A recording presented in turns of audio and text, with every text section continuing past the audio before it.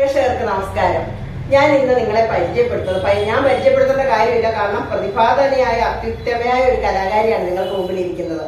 നമ്മളുടെയൊക്കെ മനസ്സിൽ ചിരപ്രതിഷ്ഠ നേടിയ MS തൃപ്പൂണിത്തറ മാഷിന്റെ സഹോദരിയാണ് ഈ ഇരിക്കുന്ന സുന്ദരി അമ്മ, ഗോമതി അമ്മ.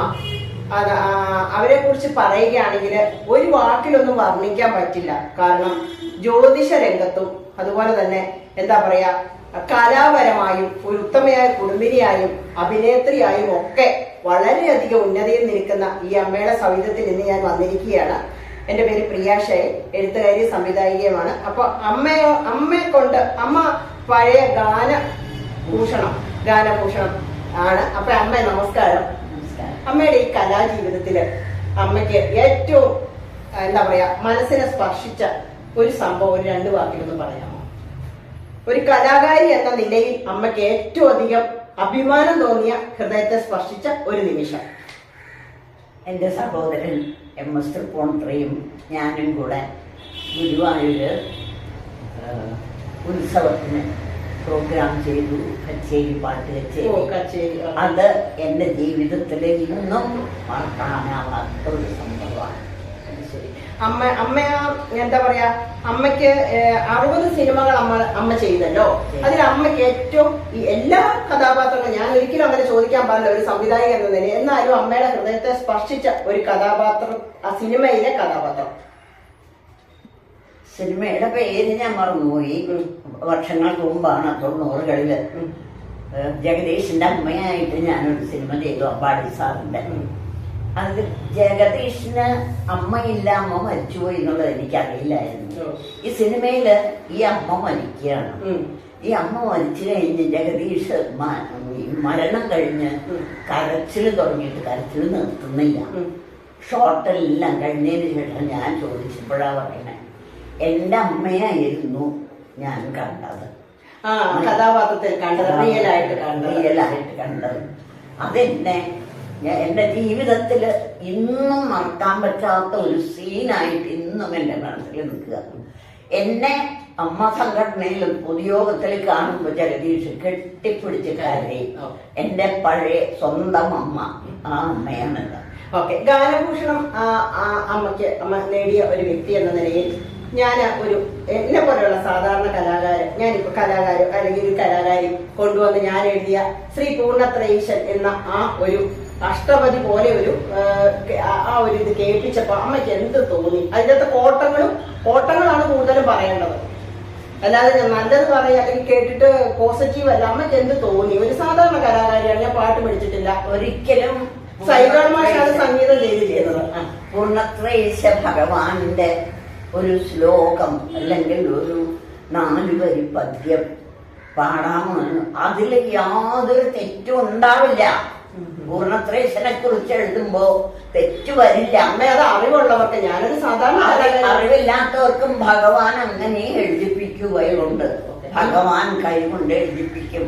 അങ്ങനെ പാടിയ അല്ലെങ്കിൽ അങ്ങനെ ചെയ്ത ആ പദ്യം ഞാൻ കേട്ടു. ഞാൻ പൂർണ്ണത്രയീശനെ നേരിട്ട് ഭഗവാന്റെ മുമ്പിൽ വന്നിരുന്ന് തൊഴുന്നത് പോലെ തോന്നി. അത്രയ്ക്ക് സന്തോഷായി മോളെ. ഒരുപാട്. അപ്പൊ എന്താ പറയാ, അമ്മയുടെ അനുഗ്രഹമാണത് കേട്ടോ. വലിയൊരു കലാകാരി പറയുമ്പോ കണ്ണൊക്കെ നിറഞ്ഞു വരുന്നുണ്ട്, അഭിമാനമുണ്ട്. അപ്പൊ അമ്മ ഞാൻ ദീർഘിപ്പിക്കുന്നില്ല, അമ്മയ്ക്ക് എന്താ പറയാ, അമ്മനെ ഒത്തിരി ബുദ്ധിമുട്ടിക്കുന്നില്ല. അമ്മ ഞാനിപ്പോ വന്നിരിക്കുന്നത് അമ്മയുടെ ആ ഒരു സ്വരമാധുരി. അമ്മ പറഞ്ഞു ഞാൻ പാടുന്നില്ല അന്നൊക്കെ പറഞ്ഞു, എന്നാലും ഒരു സ്ത്രീയെ പ്രചോദിപ്പിക്കുമ്പോ അമ്മയ്ക്കത് പാടാൻ പറ്റും. ഇതൊരു ചെറിയ ഒരു വാർദ്ധക്യം എന്ന് പറയുന്ന ഒരു പോയറ്റിക്കലായിട്ട് പോകുന്ന ഒരു കാര്യമാണ്. അത് അമ്മയൊന്ന് പാടണം, അമ്മ പാടിത്തരാന്ന് പറഞ്ഞു. അപ്പൊ ഞാനൊരു 2 ലൈൻ പാടിയ അമ്മയൊന്നൊന്ന് ഏറ്റുവാ. അപ്പൊ ഒരു അമ്മ വാർദ്ധക്യത്തിന്റെ ആകുലതകൾ പേറുന്ന മക്കൾ ഒറ്റയ്ക്കാക്കി അനാഥയായ ഒരു അമ്മയുടെ മാനസിക വിഹ്വലതകളാണ് ഇതിലൂടെ വരുന്നത്. ഷൂട്ട് ചെയ്ത് വെച്ചിരിക്കുകയാണ്, പാടാൻ ഒരാളെ കിട്ടാത്തത് കൊണ്ട് അത് നീണ്ടുപോയതാണ്. അപ്പൊ ഇതിങ്ങനെ, ഇത്രയും കാലം ഒറ്റയ്ക്കിരുന്നു മടുത്തു പൊന്നു മക്കളെ, ഇത്രയും കാലം ഒറ്റയ്ക്കിരുന്നു മടുത്തുപോയി മടുത്തു പൊന്നു മക്കളെ,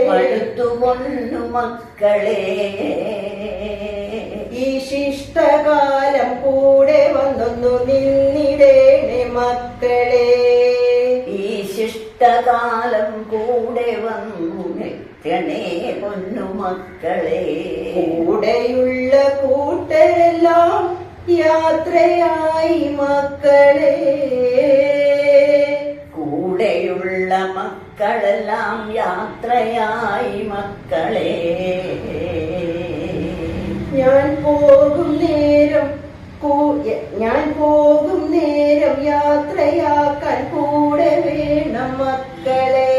ഞാൻ പോകും നേരം യാത്രയാക്കാൻ കൂടെ വേണം മക്കളെ. ഇത്രയും കാലം ഒറ്റയ്ക്കിരുന്നു മടുത്തു പൊന്നു മക്കളെ. ഇത്രയും കാലം ഒറ്റയ്ക്കിരുന്നു മടുത്തു പോയി മക്കളെ.